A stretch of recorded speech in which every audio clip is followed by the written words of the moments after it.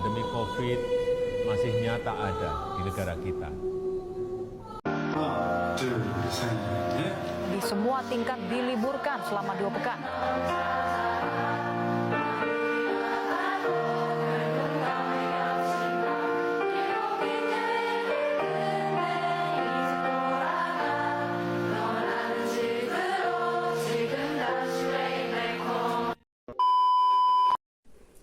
Assalamualaikum warahmatullahi wabarakatuh. Halo teman-teman, perkenalkan nama saya Alifa Rahma Izzatunisa dengan NIM 12392200091. Di sini saya akan membuat video yang bertujuan untuk memenuhi tugas ujian akhir semester mata kuliah Ekonomi Makro dengan dosen pengampu Ibu Anissa Nur Salam, SEME. Baik, di sini saya akan membahas tentang dampak pandemi COVID-19 terhadap pertumbuhan makroekonomi di Indonesia dan respon kebijakan yang ditempuh oleh pemerintah. Baik, langsung saja kita bahas. Seperti yang kita ketahui bahwa COVID-19 ini merupakan virus yang menyerang sistem pernafasan manusia atau bisa disebut dengan virus corona. Nah, virus corona ini menyebabkan yang awalnya flu biasa bisa sampai menyebabkan penyakit yang lebih parah dari itu gitu. Contohnya seperti sindrom pernafasan Timur Tengah atau MERS-CoV dan sindrom pernafasan akut parah atau SARS-CoV. Baik, penyebaran virus corona ini telah meluas ke berbagai negara di belahan dunia yang ternyata membawa dampak terhadap perekonomian di suatu negara. Nah, di Indonesia sendiri terdampak dari sisi perdagangan, investasi, pariwisata, maupun sektor-sektor lainnya. Dan dampak terhadap perekonomian suatu negara diperkirakan akan jauh lebih besar dan akan menyebabkan perekonomian suatu negara ini terpuruk. Yang kemudian akan membuat jutaan orang di luar sana mengalami kemiskinan karena banyaknya pengangguran akibat dari terhentinya beberapa kegiatan produksi karena kurangnya permintaan yang bisa menstimulasi kegiatan tersebut. Pertumbuhan ekonomi. Pertumbuhan ekonomi dapat didefinisikan sebagai perkembangan kegiatan dalam perekonomian yang menyebabkan barang dan jasa yang diproduksikan dalam masyarakat bertambah. Masalah makroekonomi ini dapat dipandang sebagai masalah makroekonomi dalam jangka yang panjang. Dan untuk mengukur besarnya pertumbuhan ekonomi pada suatu negara, dapat digunakan suatu indikator penting, yaitu nilai produk domestik bruto atau nilai produk domestik regional bruto. PDB atau PDRB merupakan nilai produksi barang-barang dan jasa-jasa yang diciptakan dalam suatu perekonomian dalam masa 1 tahun. Pertama, dampaknya terhadap pertumbuhan ekonomi di Indonesia. Pada April 2020, IMF memangkas proyeksi pertumbuhan ekonomi global pada tahun 2020 menjadi minus 3,0% dari sebelumnya 3,3% YoY atau year of year. Ekonomi di Indonesia, Cina, India, Filipina, dan Vietnam diproyeksikan masih tumbuh positif pada tahun 2020 dengan inflasi volatile food mencapai 5,04% YoY di bulan April 2020. Kemudian, kita bisa melihat kurva di atas menunjukkan bahwa penurunan angka pertumbuhan ekonomi yang cukup drastis pada kuartal pertama di tahun 2020 dan terjadilah tren pertumbuhan yang menurun. Kemudian, pada kuartal pertama di tahun 2020 ini, pertumbuhan ekonomi yang dicapai di Indonesia tercatat sebesar 2,97% YoY. Pencapaian ini ternyata lebih rendah daripada proyeksi Bank Indonesia yaitu sebesar 4,4%. Penyebab dari penurunnya pertumbuhan ekonomi ini adalah tidak lepas dari dampak penanganan penyebaran virus corona yang mulai mempengaruhi semua aspek kehidupan dan kegiatan perekonomian, baik dari sisi produksi, distribusi, konsumsi, investasi, maupun perdagangan luar negeri, ekspor dan impor. Bank Indonesia sendiri pun memprediksikan bahwa dampak dari penanganan pandemi COVID ini akan terasa pada bulan April hingga bulan Juni 2020. Namun ternyata dampaknya sudah mulai terasa lebih cepat di bulan Maret 2020. Yang kedua, dampaknya adalah terhadap konsumsi swasta. Hampir sekitar 60% pergerakan peningkatan kegiatan ekonomi yang biasanya disumbang oleh konsumsi swasta juga mengalami kontraksi. Penjualan retail, baik pasar tradisional maupun pasar modern juga mengalami kontraksi. Hal ini menunjukkan angka kontraksi sebesar 0,3% pada bulan Januari 2020. Kemudian, perjalanan wisata pun, baik asing maupun domestik juga mengalami penurunan yang cukup drastis, sehingga menyebabkan anjloknya konsumsi swasta. Menurut data BPS, jumlah kunjungan wisatawan mancanegara mengalami penurunan sebesar 7,6% pada bulan Januari 2020 dibandingkan dengan bulan Desember 2019. Sementara itu, pada periode yang sama, wisatawan domestik juga mengalami penurunan sebesar 3,1%. Virus corona ini berdampak pada semua sektor, terutama pariwisata dan sektor-sektor lainnya. Bank Dunia memprediksikan bahwa pertumbuhan ekonomi Indonesia di tahun ini akan tertekan di level 2,1%.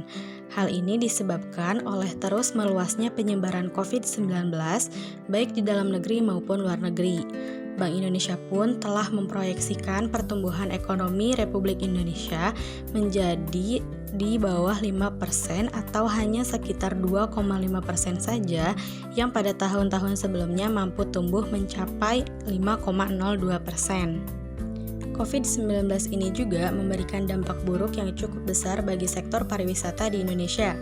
Menteri Pariwisata dan Ekonomi Kreatif, Wisnu Utama Kusubandio juga menyebutkan bahwa kerugian di sektor pariwisata akibat pandemi COVID ini diperkirakan mencapai 38,2 triliun rupiah. Yang ketiga, dampaknya adalah inflasi di Indonesia. Badan Pusat Statistik atau BPS selama April 2020 mencatat inflasi sebesar 0,09% month to month. Pandemi corona membuat penurunan daya beli di sejumlah daerah. Perkembangan harga dari berbagai komoditas menunjukkan kenaikan yang sangat tipis sekali. Pada April terjadilah inflasi 0,08%. Inflasi April 2020 ini lebih rendah dibandingkan dengan inflasi Maret sebesar 0,09%. Inflasi April di bulan ini mengalami perlambatan dari bulan sebelumnya. Perlambatan inflasi ini yang dari bulan sebelumnya jelas merupakan imbas dari wabah COVID di Indonesia.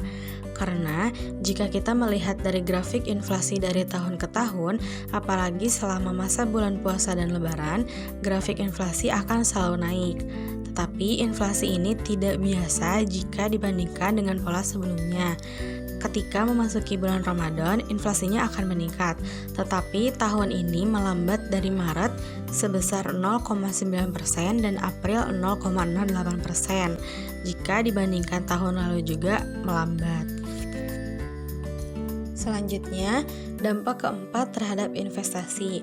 Pada TW1 2020, realisasi investasi mencapai 210,7 triliun rupiah atau meningkat sebesar 8,0% dari periode yang sama tahun 2019 sebesar 195,1 triliun rupiah.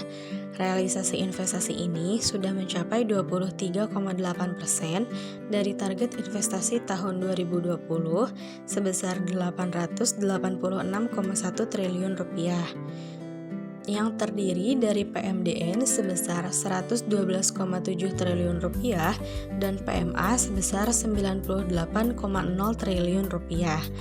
Investasi tersebut menyerap tenaga kerja Indonesia sebesar 303.085 orang. Yang terakhir, dampaknya adalah terhadap industri pengolahan.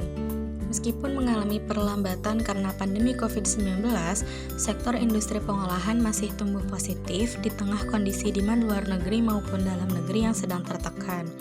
Adapun beberapa fenomena yang membuat industri pengolahan tetap tumbuh di tengah kondisi tersebut. Yang pertama, ada industri makanan dan minuman yang masih tumbuh. Yang kedua, industri kimia, farmasi, dan obat-obatan tradisional. Yang ketiga, terjadinya pertumbuhan yang positif pada industri batubara dan penggilingan migas. Dengan adanya tiga hal tersebut, manusia dapat bertahan hidup selama masa pandemi COVID-19.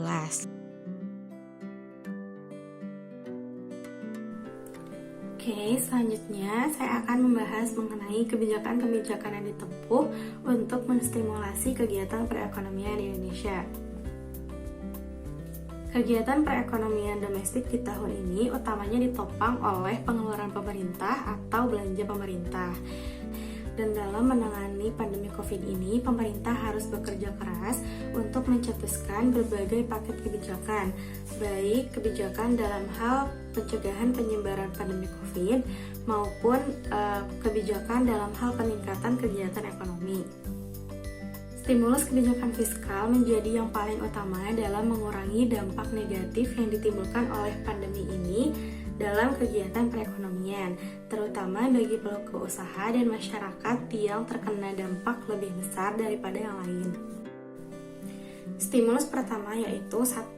Percepatan belanja pemerintah, di mana mempercepat proses pencairan belanja modal, mempercepat penunjukan pejabat pembendaharaan negara, mempercepat pelaksanaan tender dan lain-lain, mempercepat proses pencairan belanja bantuan sosial, dan mentransfer dana ke daerah dan desa. Yang kedua, ada perluasan kartu sembako untuk meningkatkan manfaat. Selanjutnya, stimulus yang kedua yaitu 1. Relaksasi pajak penghasilan, yang dimana ada pasalnya seperti ini. Dan yang kedua, ada stimulasi dan percepatan proses ekspor dan impor. Adapun beberapa stimulasi lain yang dilakukan oleh pemerintah untuk meningkatkan kegiatan perekonomian di Indonesia. Yang pertama, ada dikeluarkannya PPPU 1 tahun 2020 tentang kebijakan keuangan negara. Yang kedua, dikeluarkan kebijakan perpajakan. Yang ketiga, dikeluarkan kebijakan di sektor keuangan.